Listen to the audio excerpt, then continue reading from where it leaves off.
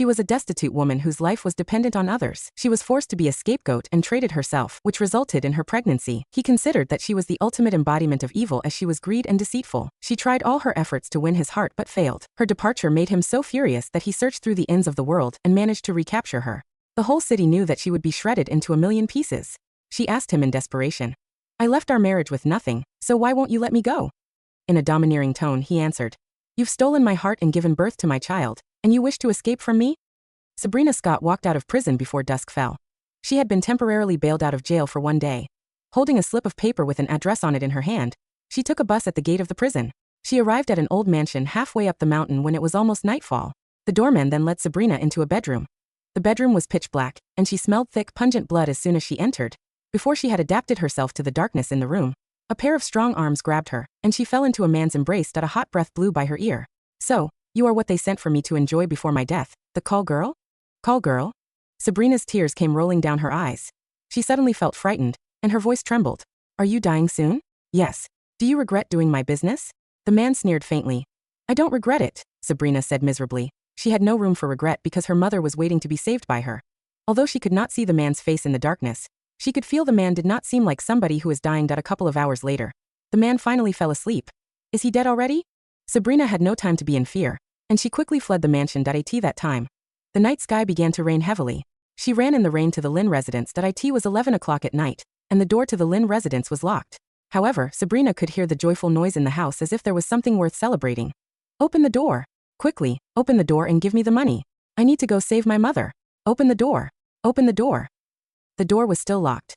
She was muddle-headed and was a little unsteady on her feet at this point, because she had waited for the bus in the rain for a long time before she had to run to Lynn residence. However, she had to brace herself up and kept banging hard on the door of Lynn residence. "Open the door. Open the door. Quickly give me the money, I need to go save my mother." Bang! The door was pushed open from inside, and Sabrina's despaired gaze suddenly sparkled. The person behind the door looked at Sabrina with contempt and disgust. Sabrina knew that she looked worse than a beggar now. However, she could not care for her image now. She rushed up and looked at the person with a pleading look in her eyes. "I have done what you asked me to do. Quickly give me the money. My mother's life cannot wait any longer, please. Your mother is dead, so you no longer need the money." The person who opened the door threw a black-framed picture into the rain, then mercilessly closed the door. "What?" Sabrina was stupefied as she stood motionless in the heavy rain. Long afterward, she let out a harsh cry. "Mother! Mother, I was late, wasn't I? I missed the timing to save you, didn't I? My mother is dead. My mother is dead." Sabrina hugged her mother's coffin portrait, curled up in the rain, and muttered to herself. She then crawled up and started to bang on the door like a crazy person. "Liar! I've done what I've promised you, but you didn't save my mother. Return my mother to me. Liar! Your whole family will die horribly. Liar! Liar! Liar! I curse that your whole family will have a terrible death." Sabrina fainted for crying too much outside the door of the Lynn residence. When she woke up, 3 days had passed, and she was in prison again. She was sent to the medical care area when she was in a coma because she had a high fever.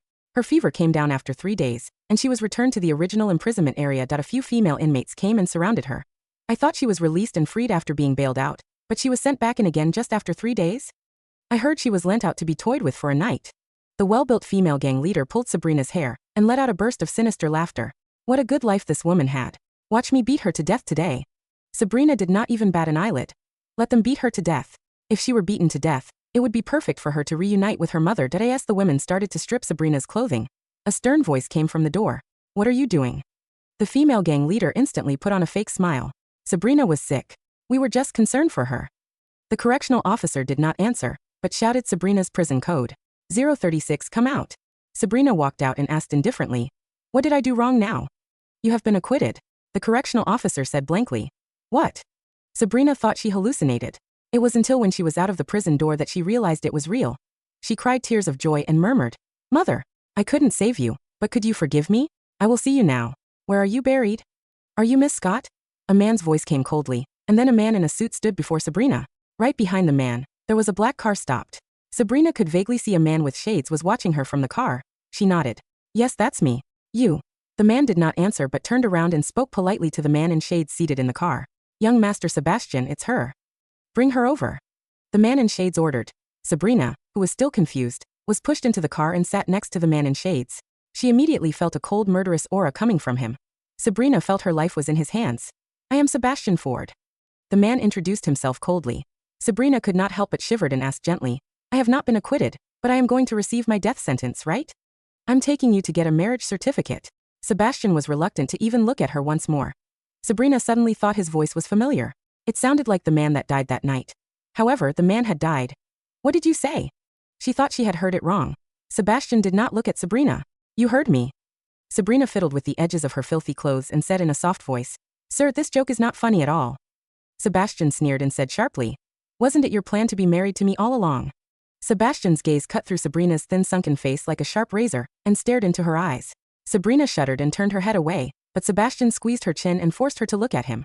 Sabrina then realized that the features under the shades had a cool and beautiful outline. God definitely favored him because he looked so handsome. Moreover, that black stubble on his jawline exuded incomparable rugged masculinity. His suit was well-tailored and looked luxurious. Sabrina could tell this man was a very distinguished person. In contrast, she was wearing worn-out clothes covered in mold, with disheveled hair and dirty face. Moreover, her body was smelly because she had not showered for days. The two of them were going to get a marriage certificate. Sabrina lowered her gaze and said softly, Sir, do you think because I have been in jail for 2 years and had not seen any man, I would simply marry any random ugly man, even if I had not met him before? Sebastian could not help but took another look at her. She was quite young, but had a sharp tongue, and was extraordinarily calm. His disgust towards her inevitably increased. Are you deliberately using this method to anger me, and to arouse my interest in you? As soon as he finished, he did not wait for Sabrina to answer but immediately ordered the driver. To the city hall. Let me go. I don't even know you. Sabrina was horrified and wanted to get out of the car. With a backhand motion, Sebastian pinned her against the seat with his elbow, glared at her with a sinister gaze, and said in a cold voice, Woman, listen up. You will be dead if you dare to get off the car. Sabrina was scared. She had tears tumbling in her eyes, and she said in a weak voice, I don't want to die. To the city hall. The man ordered again. Young Master Sebastian, do we go straight to the city hall? Asked the assistant in the front passenger seat. Sebastian looked puzzled. The assistant looked at Sabrina and said bluntly, Young mistress' clothes are worn and old, and she looked dirty. Return to the Ford residence. The man gave another order. Yes, Master Sebastian. The driver started the engine. 1.5 hours later, the car stopped. Sabrina got out of the car and saw the grand mansion that was the Ford residence. It was located halfway up the mountain. There was a world of difference compared to the mansion located halfway up another mountain that she had seen 3 days ago. This looked like a palace, whereas the mansion from 3 days ago was like a dilapidated prison. The man that took her innocence would probably be a death row inmate. She was still lost in her thoughts when Sebastian grabbed her wrist. When he pulled her along and strode forward, she had to jog behind like a stray puppy because she was much shorter than him. The maids in the mansion bowed politely upon seeing the man. Welcome back, young Master Sebastian. The man led Sabrina through the main house towards the low-leveled rooms in the yard. He handed Sabrina to a few maids and said, Find some clean clothes for her, and let her take a bath. Yes, Master Sebastian. The maids answered and brought Sabrina to the bathroom. She must escape from here. She could not be with a man that wished to have her killed, but still wanted to get the marriage certificate with her right after she came out from prison.